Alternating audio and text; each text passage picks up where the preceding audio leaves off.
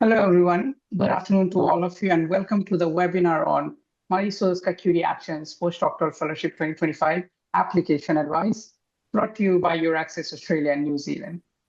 I'm sure that a lot of you already know that this webinar is a follow-up webinar to the previous two sessions. The first session was an introductory session where we discussed the eligibility on 30th April.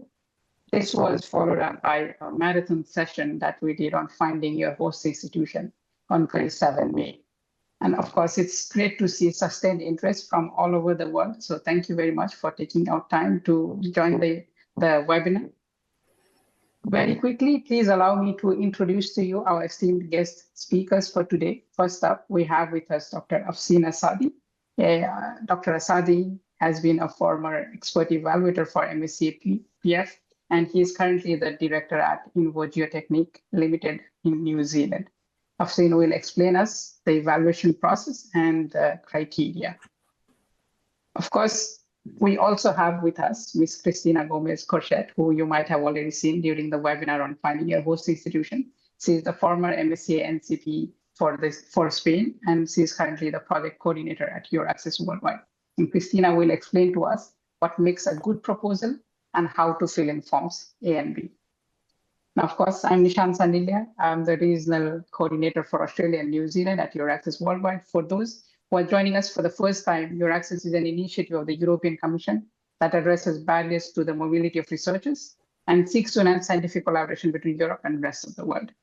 We provide free information about European research, career opportunities, international collaboration, and networking possibilities. And as I always like to say, since all of you are watching this on your laptop or your phone, I'll encourage you to type Your Access Australia and New Zealand on Twitter, LinkedIn, Facebook, or YouTube and follow us there.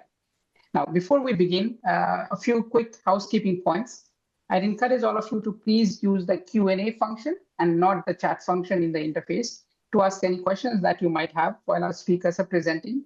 And we'll come back to take your questions after each of the presentations. Now, of course, please note that we will provide you the recording and the slides of the session. However, the recording will not include the Q&A, and hence I'll recommend you that if you want to hear what are the common queries that applicants have and what their responses are, please stay with us for the entire duration. I think with that, I'll quickly move on to our first speaker, Dr. Afseen Asadi, and he will be able to tell you what are the evaluation process, what are the evaluation criteria that an evaluator looks at. I am sharing my screen, Afseen, so the floor is all yours now. Hello, everyone. Good evening. My name is Afseen Asadi, and it's a pleasure to be here today to discuss Marie Curie Action Postdoctoral Fellowship, and more specifically, how proposals are evaluated. Yes, the next slide, please.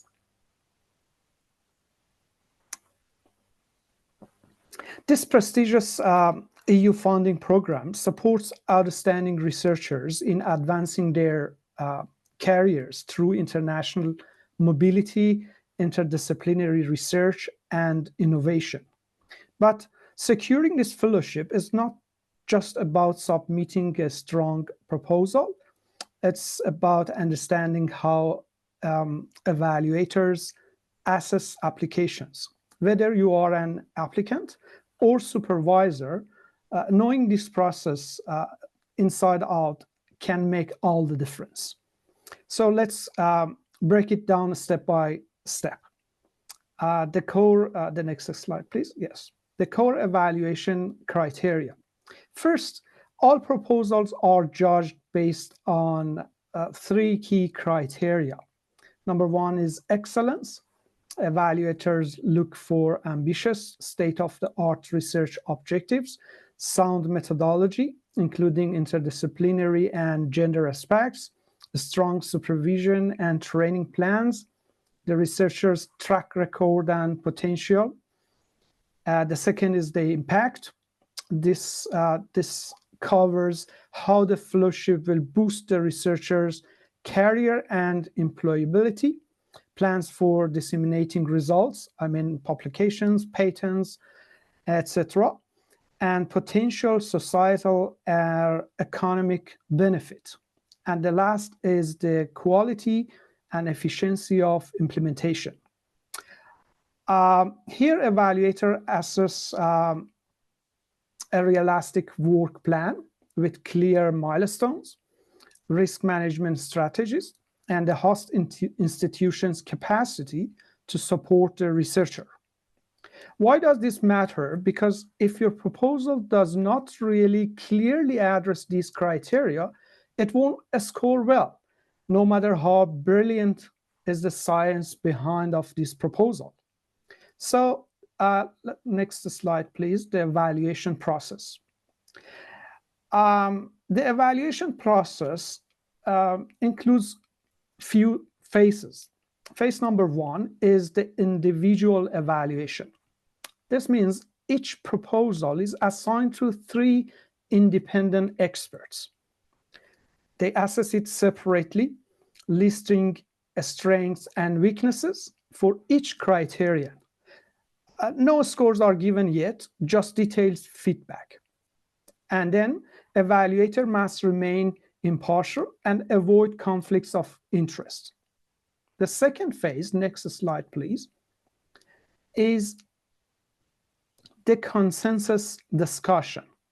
One of the evaluators becomes the rapporteur, synthesizing the 3 reports, and the group discusses disagreements and finally agrees on the final comments. The group, after this, only now they do assign the scores. And it might be excellent, that means no major weaknesses, or very good, minor shortcomings, or good, some weaknesses are there, or poor, means that there are serious flaws. The final consensus report is drafted and to ensure there is consistent. Phase number 3 is the quality check and final ranking. Vice chairs review reports for fairness and accuracy, and proposals are ranked, and the top ranked ones are funded.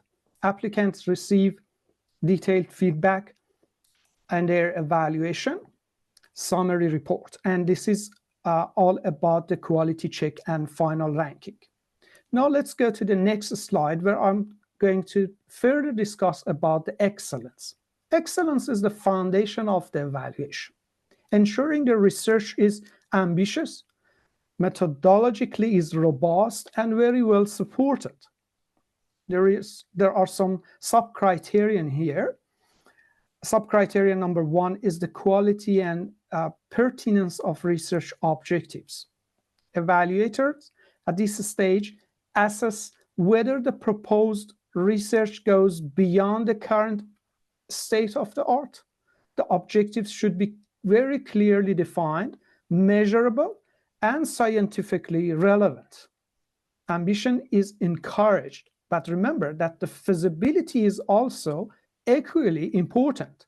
Goals must be realistically achievable within the project time frame. Soundness of methodology. The methodology also must be very rigorous, with well-justified concepts, models, and assumptions. If the research is interdisciplinary, the proposal should explain how different fields are integrated effectively.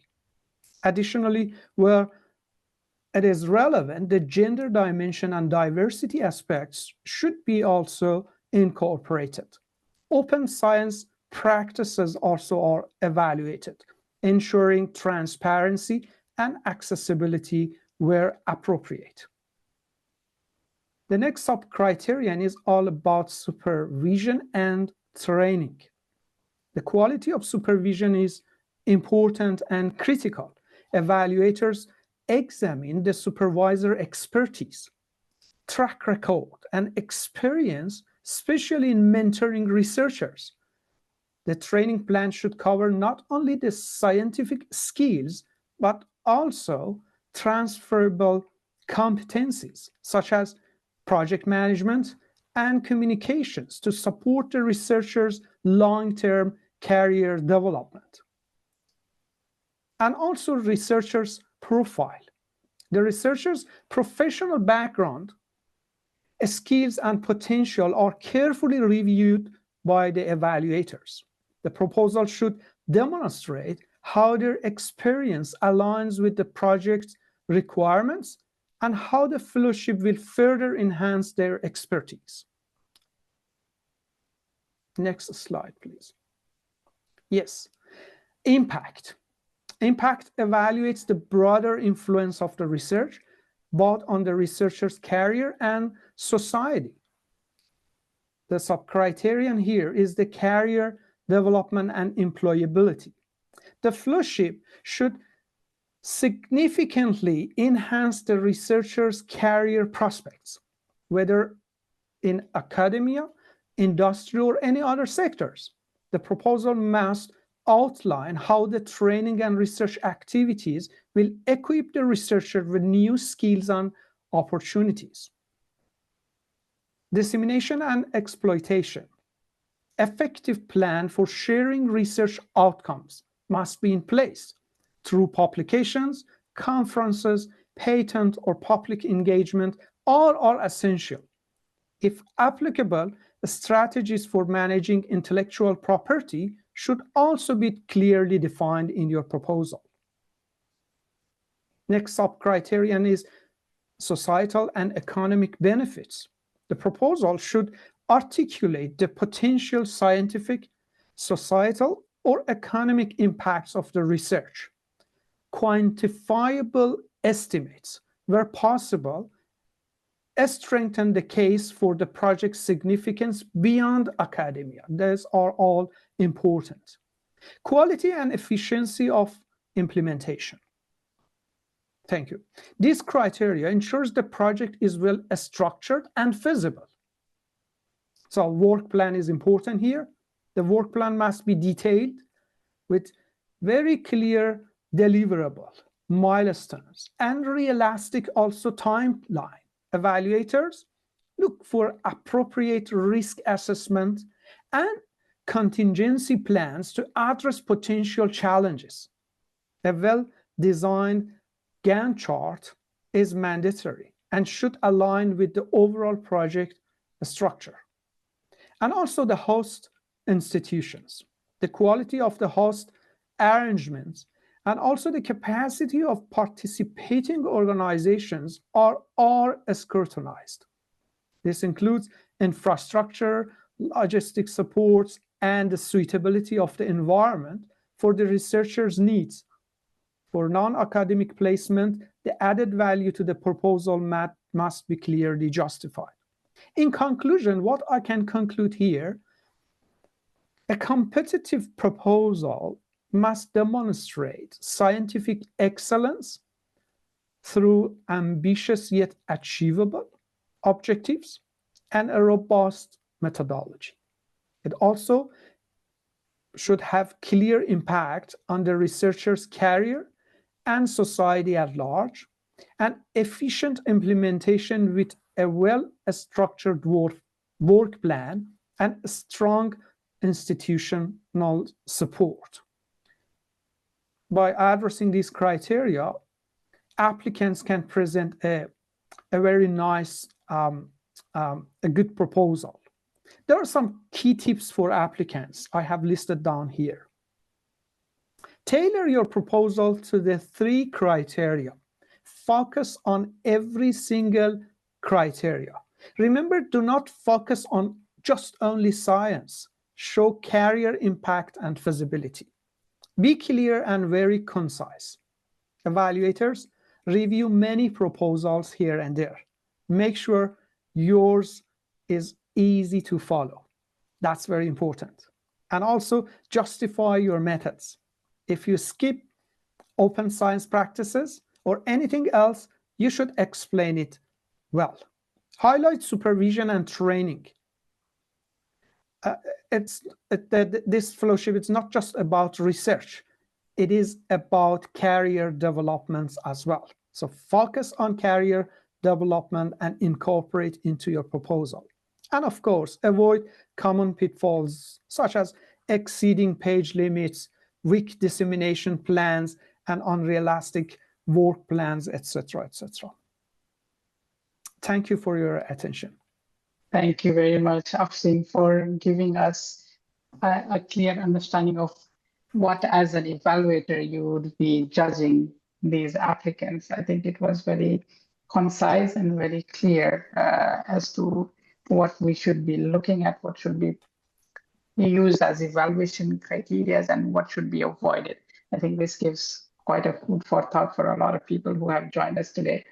I think it gives a perfect segue now to how to put forward a good proposal and how to fill in or how to write in part B1 and B2, I think. And who better than Christina herself to explain this?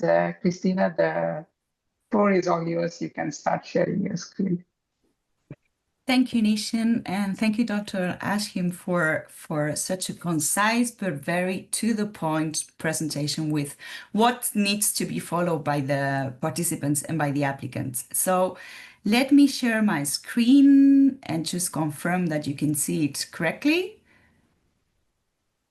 Yes, you can. Okay, perfect. So if this is okay with you, I'm going to start with more the administrative part, let's put it that way, to show you, and let me just time myself because I know me and I can start talking and never stop. So let's just start with more the administrative part because we are talking about a project, a proposal, but you need to see what it looks like and what it's composed of. So I'm just going to guide you a little bit through this Funding and Tenders Opportunities portal and the way the proposal is constructed. And then I will add some additional tips to what the evaluator already mentioned before. So let's remember that we are talking about the postdoctoral fellowship call, that I will say, it's not that I say it, that it is the most popular call in Horizon Europe.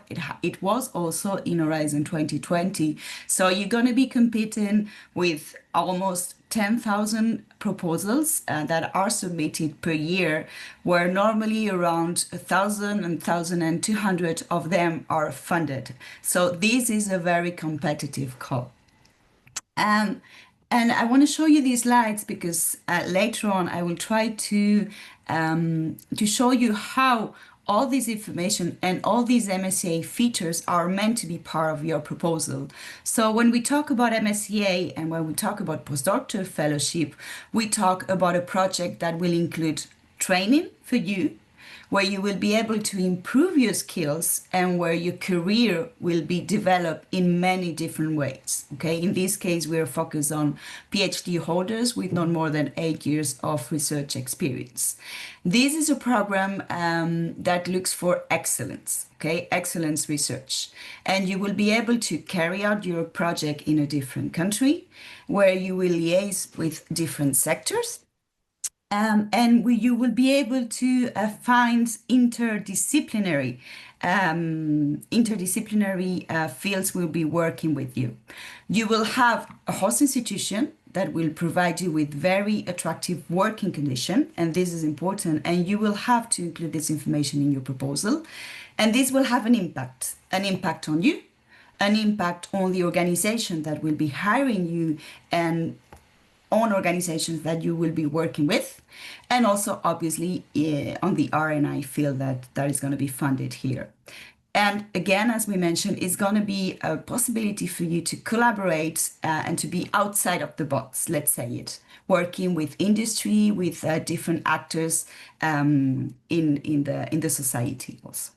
So now you have decided you're going to submit a proposal. Where do you go to? You have to go to this Funding and Tenders Opportunities portal. You have to go into funding and you will find the MSCA Postdoctoral Fellowship call that it's already open. These are the links for you to access it.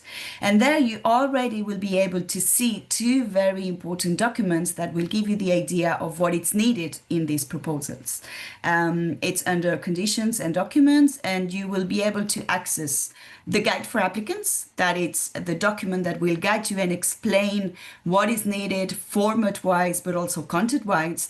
And you will be able to download a PDF with the application form, the standard application form, where you will see all these three elements that the evaluator already talked about, that is excellence, impact, and implementation.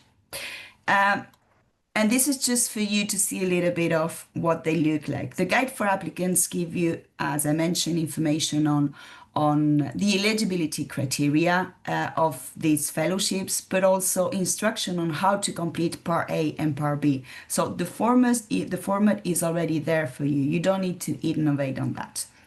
You see that you have different instructions on the font size and many other aspects. And then you have the standard form for you to be aware of. So you see in Part B1, this is where the three criteria are looked at. And in Part A, and I'm going to show you this more in details, is all the information that you're going to be submitted online. All this is done online with a specific administrative part and a PDF format that will constitute your proposal. Again, in this, and I'm just going back here, in this section of the portal, you have all the information you need. This is the official site.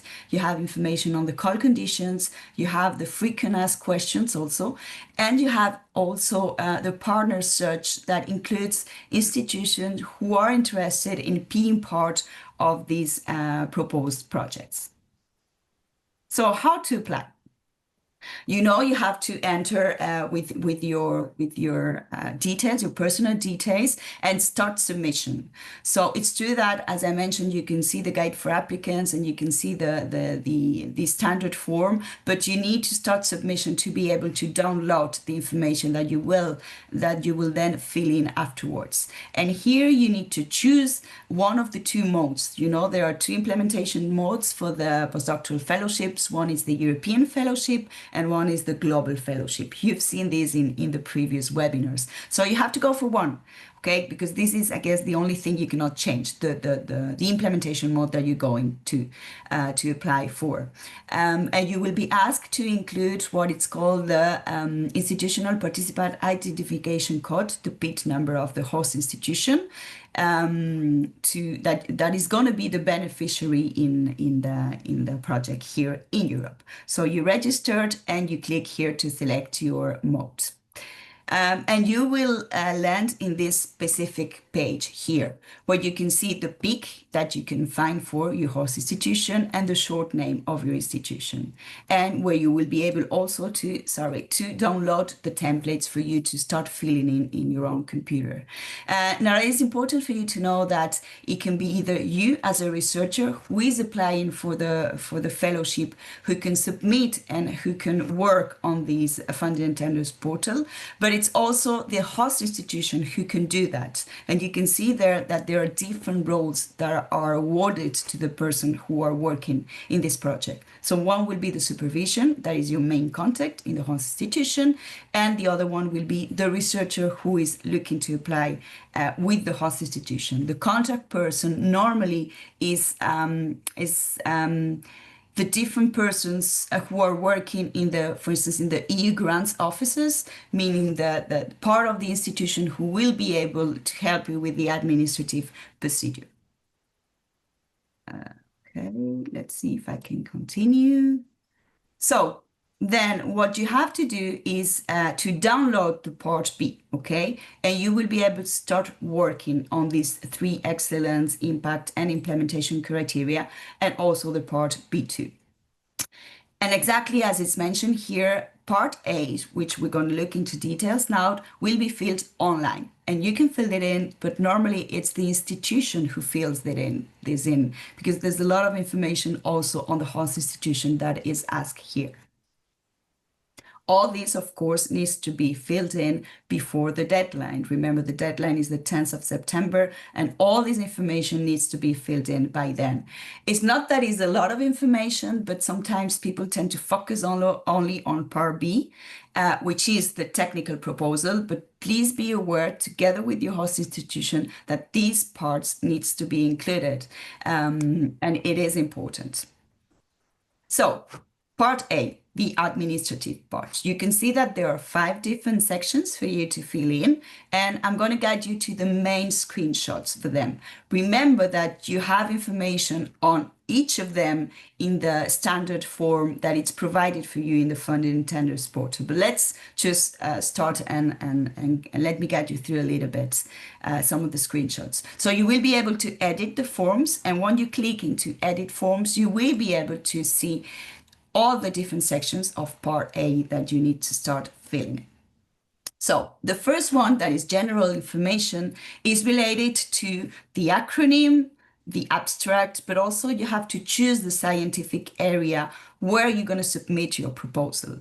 So again, here we remember that this is a bottom-up program, but obviously there is an order, and you need to decide what scientific panel you're going to be submitting your project to, because it's going to be evaluated by different people. And I saw a couple of questions already asking who these evaluators are. And these evaluators are really different people with different profiles. Some can be very close to your research field, but some others can be more generalist ones. So you need to really ensure where you want to send your proposal.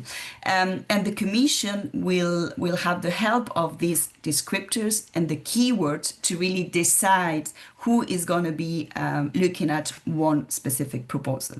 So once you decide your scientific area, you can then choose up to 5 different descriptors. And this is very important, because here you can show by choosing different descriptors the interdisciplinarity of your project. Okay, this is relevant to establish really the right and the correct expert who will look at your project. So don't neglect this part. It is essential for you to have a look at it and really understand and ensure that you have the right descriptor for your project.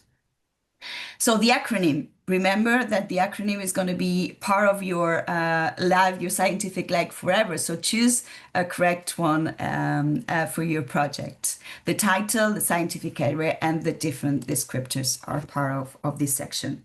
The abstract. This is not a scientific abstract, okay?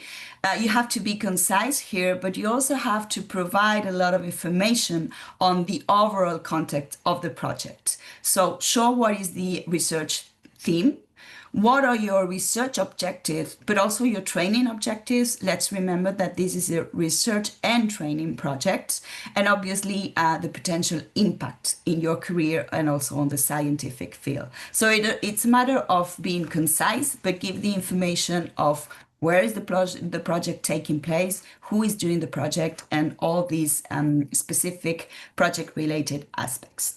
Then this is the place also, and by the way, this abstract is going to be public, okay? It will be shown in the Cody's website, so please have this in mind when you write it, this summary.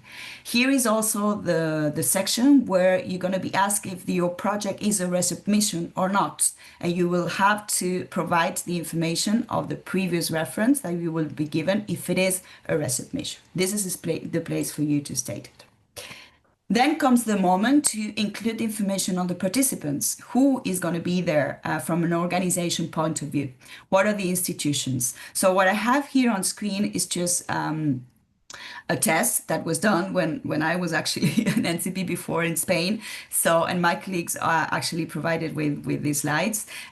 So you can see that there is a Spanish coordinator. The host institution is based in Spain. And this is a case of a global fellowship because you have an associated partner that is based in the States in this case. And you also have an additional partner that is the non-academic institutions where the placement can take place at the end of the project. Okay, please remember, and this was said in previous webinars, that when it comes to the administrative part, you only have to include the beneficiary, the associated partner in a third country, if it's a global fellowship, and the non-academic institution in Europe, if it's a final placement. You don't need to include in part A the associated country for any secondments that you carry out somewhere in the world during the project. This information of the secondments has to be included in part B and mentioned in part B2 in the specific tables for those associated partners. Then you will have to inform of more details of the participants, the institutions, but also this is a place where you as a researchers need to state your eligibility criteria. So you will be asked to provide the date of your doctorate, and if it exceeds the 8 years of this research experience, you will be able to explain what exceptions apply to you. And you will also be asked to provide information on the place of residence or your main activity in the previous years to ensure that your eligibility is fulfilled in this section. Then you will be asked to provide information on publications, and sometimes there are questions of whose are these publications from? Is it a host institution publication or is it a researcher publication? It can be both, as long as they're really related to the proposal. Okay, this is important for you to know. Then there's another eligibility criterion here for public institutions in Europe for beneficiaries. That is the gender equality plan. And remember, you need to have one. This is compulsory at the time of the grant agreement. So this is where you will state if you have it or not, if the institution has it or not. Then this is another important part of section A, which is the budget. It's very easy because it's automatic. So you don't really have to be doing a lot here because the platform will really give you the information. You just have to say if you're eligible for family allowance when the project starts, and depending on the number of months, you will be given the final budget. Here important, this is a screenshot from 2023, I think, and the living allowance have changed. The unit costs are different. So don't take this as the present final amount for a specific global fellowship. Okay, but this is just to show you how the system works. So if you have a global fellowship, you will be asked to provide the number of months that you will be staying in the specific country, and then the country coefficient will apply. In this case, we have the outgoing phase in the States, we have the European phase in Spain, and we also have a placement, so we need to add 6 months to the project. But if you only have a European fellowship, then you will only see the country in Europe with the number of months and with the country coefficient applying for that. So as you can see, it's something that is really automatic for you. Then you will have to inform if there are any specific ethics aspects that you will manage during your project. If it's a global fellowship, normally this always applied, but it can also apply in the case of stem cells or other different aspects. So please, this is the place where you need to include this information, and you can further develop this in part B2. Other specific questions, and that will be the last part of number 5. It relates to very specific things. Euratom, if your project deals with nuclear fusion, but also in the case of you applying with a widening country, meaning a specific country, there's a list for that. Here you do not see it appearing because Spain is not a widened country, but if it is your case, then you will also be asked if you want to be part of the ERA fellowships in case your project is not funded via the MSCA. This is the part where you need to click yes. And also be aware that there's something called the Seal of Excellence in the case your proposal is not funded because there's not enough funds, but is above 85%. Of a score, then there are different countries that have already installed mechanisms, funding mechanisms to really fund these projects. So here you need to just say if you're happy with your name being shared with these institutions in your country where you're applying to, in case they can contact you or they want to contact you to offer the second funding. And this is part A. When all this is completed, you will be able to then focus on part B. Okay, part B is the technical part. Part B1 and part B2. Part B1, so you have 10 pages to convince the evaluators that your project is the best one. And this is where our evaluator already mentioned that you're going to be focusing on excellence, impact, and implementation. Those are the 3 criteria you're going to be developing. And this section is looked at by the evaluator together with part B2, where you have no page limit. There is specific page limit or recommendation for the CB, which a maximum of 5 pages. But then you need to include information again on the institutions, develop a little bit more the ethical aspects and the security screening if there are. Talk about the environmental consideration, and I'll go back to that at the end of my presentation, because there is a strategic document that MSCA has to really comply with the Green Deal. And if applicable, you will submit here as a PDF the letter of commitment. Remember that the letter of commitment for associated partners is only applicable for the outgoing phase of the global fellowships.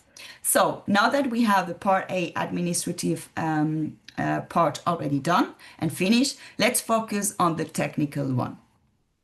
And just to complement a little bit what was said before, what you have is 3 criteria, and they respond to three questions that are very clear. What is your project about? What are you going to be developing and pursuing as an objective in your excellence section? Then why are you doing it? This has an impact, okay? What kind of evidence are you going to be gathering that really this has an added value for you, for the RNI community, for the society? And then why will this project has to be funded?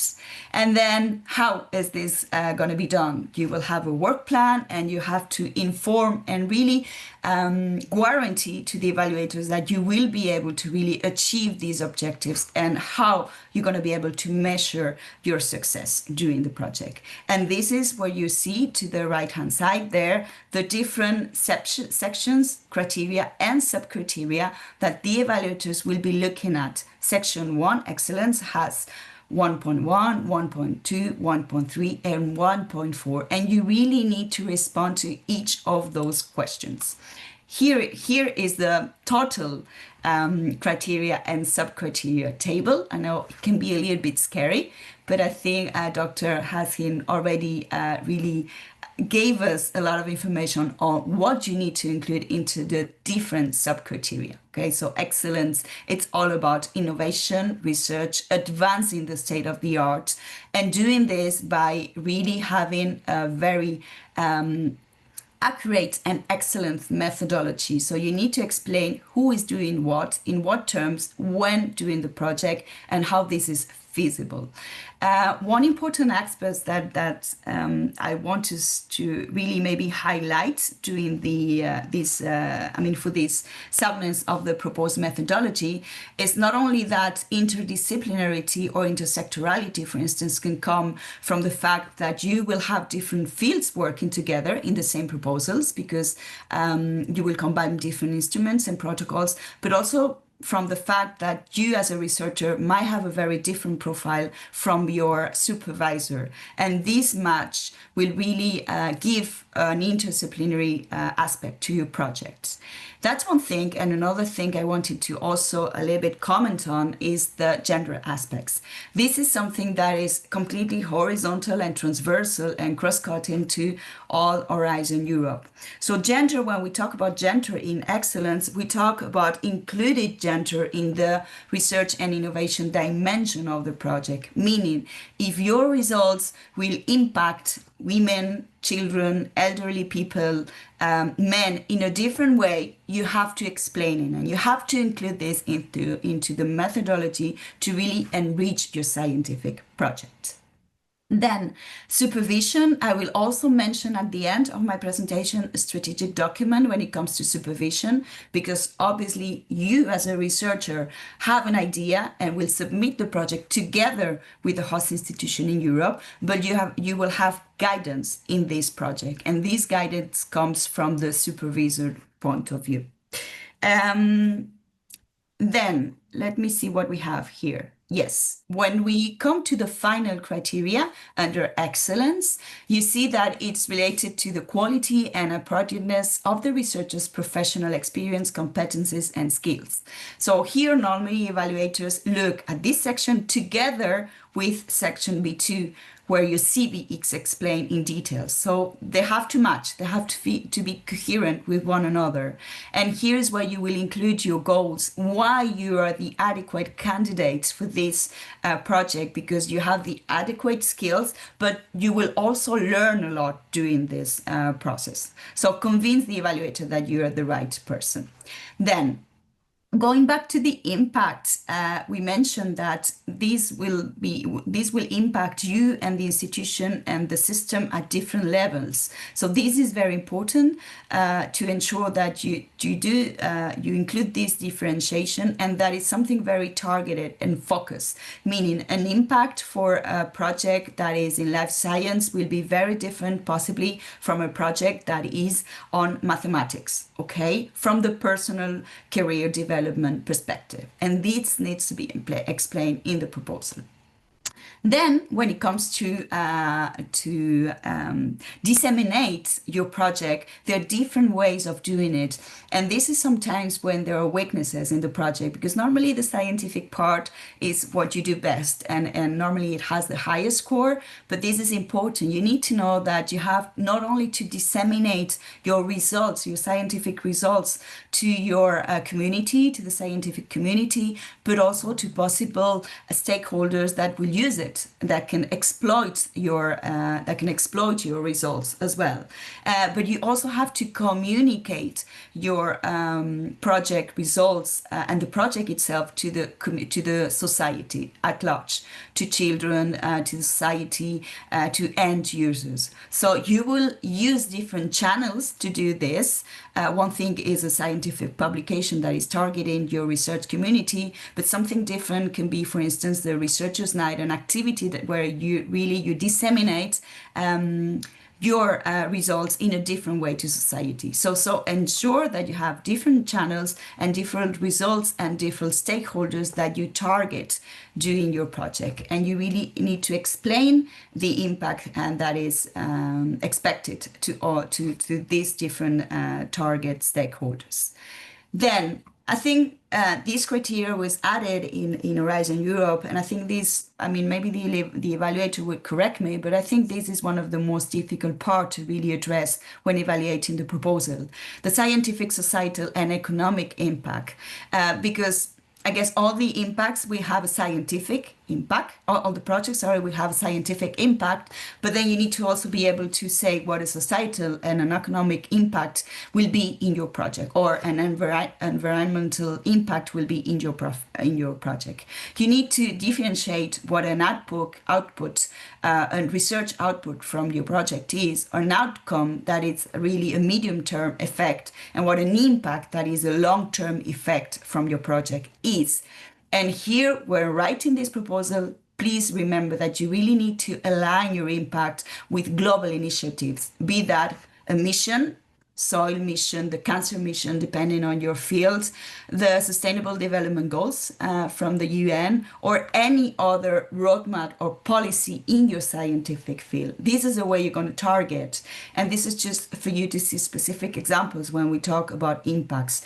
And so by doing a scientific impact in your project, you will always contribute to the advancements of the state of the art in that specific field, because you're going to generate new knowledge. You might improve an equipment, you might improve an infrastructure, you might set up a new protocol in a scientific field. When it comes to economic and technological impacts, you will create new services or products that will get to the market. You might be able to reduce costs by implementing specific protocol, or increase the efficiency in processes, and also contribute to the creation of new standards. And when it comes to societal impact, here it's about improving public policies and decisions based on results, scientific evidence. You will be able to really raise awareness in the public of specific scientific issues, and obviously contribute to very clear societal impact depending on your field, reducing, for instance, mortality in childbirth, traffic accidents. Again, this section really has to be very project focused. And let me finish by talking about implementation. You really need to convince the Commission that is giving you public funding for your research that you're going to carry this in a very adequate and efficient manner. So any project, living project, scientific project has a risk. You need to define them and explain them in the project, the scientific and the management risks. And you will do also what we call work packages, and you will include tasks, and you will have milestone specific time in the project that are very important. You will have deliverables, meaning research outputs that can be followed up by the project. This is a lot of European jargon, European Commission jargon, but you need your host institution to support you when you write the proposal, mainly during the impact and in the implementation parts. This is a Gantt chart. You have an example also in the template, and the Gantt chart will give the evaluator a very visual way of understanding if there are too many work packages, if there are too many or too little deliverables, and to see if there's a lot of time for you devoted to one work package or to another. So it is important also to take care of this information. So now, going back to the main features that we mentioned about MSCA, you can see them all included in the project. And I just included the different sub-criteria. So when you talk about training, you have these skills and career development. You will see that in the excellence part, but also in the impact part.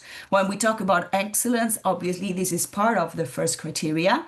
When we're talking about internationality, intersectorality, interdisciplinarity, it is embedded in the full proposal.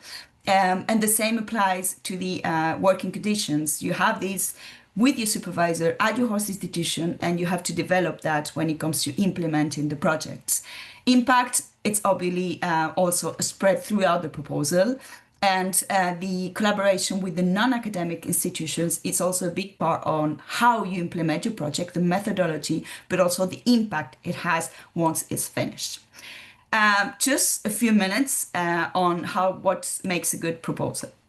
So this is an individual project. That is true, but it's a collaborative work. And when I used to be an NCP, and that was something that came very straight when reviewing proposal. You see a proposal that has been prepared in collaboration with the researcher, with the host institution, and with the supervisor. And that normally makes a very successful proposal. Because each part has a very active role in the preparation.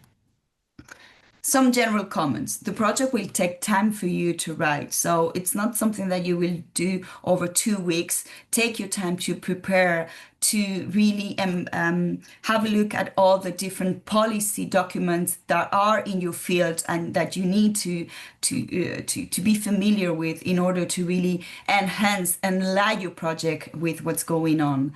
Read all this documentation, get your host institution involved. It's important that you get in touch with them early during the process, because there are some administrative issues that they will have to take care of, and they will have to ensure your eligibility. Please contact the national contact points in your destination countries in Europe. This is a very efficient network, and they will be able to support you even to pre-screen your proposal in some cases. And I would say, don't be afraid to allow your peers to read your project, because sometimes, even if it's a mathematics project that is very far from a social science perspective, it's important that what you're going to deliver can be read by also generalist people. Okay, so it is science, but you have to do a little bit of marketing with it. You need to sell it a little bit. And this was said before, but it is essential. You saw the weight of the different criteria: 50% excellence, 30 impact, 20 implementation. Please give time to all of them. You need to have 100% in each of them, because even if you have an excellent proposal, it will not pass the threshold if the different 30 and 20% are not really well embedded in the project. Do not innovate with the format. You just download the one that is in the funding and tenders portal, and this is what you have to complete. What I tend to say is that it is very important that you have a rigorous and an accurate proposal, but it also gives the evaluators a very good idea when you include visuals. Visuals, for instance, on the methodology that you're going to be using, on the interlinkage of the different work packages, because sometimes an image, it's worth 1,000 words, and make it attractive for the reader. Remember that these people can be reading 10 to 12 to 15 proposals, so yours has to stand out really. And use keywords. It is very important. You will be looking at innovation, research career, intersectorality. There are words that needs to be there again and again in your proposal. And let me finalize by mentioning some strategic documents. One will be the Green Charter. These you need to develop in section B2, in part B2. And this is the charter that the MSCA has to somehow comply with the Green Deal. The idea here is that it gives you good practices on how to make a sustainable project. So please go through it, read it, because you might have already in the host institution some aspects and rules that really will help you and you will have to include in the project. Guidelines on supervision. We mentioned that you as a researcher has the idea and will be doing the project in an institution, but you will be mentored by somebody. So obviously, depending on your career stage, you will have a different mentor, and what is required from the mentor might be different. Also, for instance, in an interdisciplinary project where you can have one supervisor, but you can also have a co-supervisor dealing with specific things. So these are guidelines for the institutions, but also the researchers to read and see how this can be implemented. MSCA is well known to be an inclusive program. So there are also guidelines for the inclusion of researchers at risk to ensure scientific freedom and specific activities that are being done in these specific aspects. Now, in 2005, the Commission issued two specific documents, the European Charter and the Code of Conduct for Researchers. This is now one document, the European Charter for Researchers, where you will see a lot of information after some council's recommendation and decisions, talking about how to deal with the recruitment, the working condition, the ethics, the integrity, the assessments of research inside the institution. And this is a document for institutions that is very important to be aware of when preparing a proposal for MSCA. And finally, some useful resources for you. Obviously, the Tenderness portal, the Funding and Tenders portal, this is where you will be submitting the proposal. This is the official website. Use, of course, everything that our colleagues from EURAXESS worldwide, in this case, EURAXESS Australia and New Zealand has for you in the website a lot of news, a lot of webinars, and really very, very exhaustive information about the program. You can also look at the material that is prepared by Radiance, that is the MSCA National Contact Point project that also has handbook, news, activities, and documents for you to have a look at when preparing your proposal. And this is my last slide. I always like to end up with the quote of this fantastic scientist that was Sklodowska-Curie, saying that nothing in life is to be feared, it's only to be understood. And I really hope that today we help you understand a little bit more what is needed and what is required from you when submitted a proposal. Thank you. Thank you very much, Christina. I think that was extraordinary how you presented everything. I think it gave a lot of clarity to our audience, and that, of course, ensured that there was a lot of questions as well, which is excellent to see that you have questions coming in. While Christina is looking at it, I am still looking at several of the questions, but many of the questions are regarding eligibility, and I'd request that please have a look at the overview webinar that we organized on 30th April. The slides and recording are on the EURAXESS Australia and New Zealand portal. It's where we discussed the eligibility in length. Then we did a Finding Your Host Institution webinar. That's also available on the portal with the slides and the recording. We had 12 countries that presented more than 50 hosting offers. So there is a lot of information there. Do have a look at that.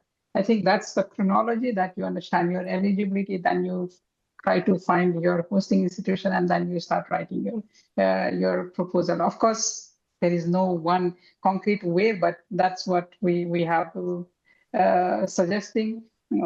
I also on the chat tried to put you the 6 steps for preparing the MSCA PF, so do have a look at that as well when you have some time. I'm very wary that we were supposed to finish the session in 60 minutes.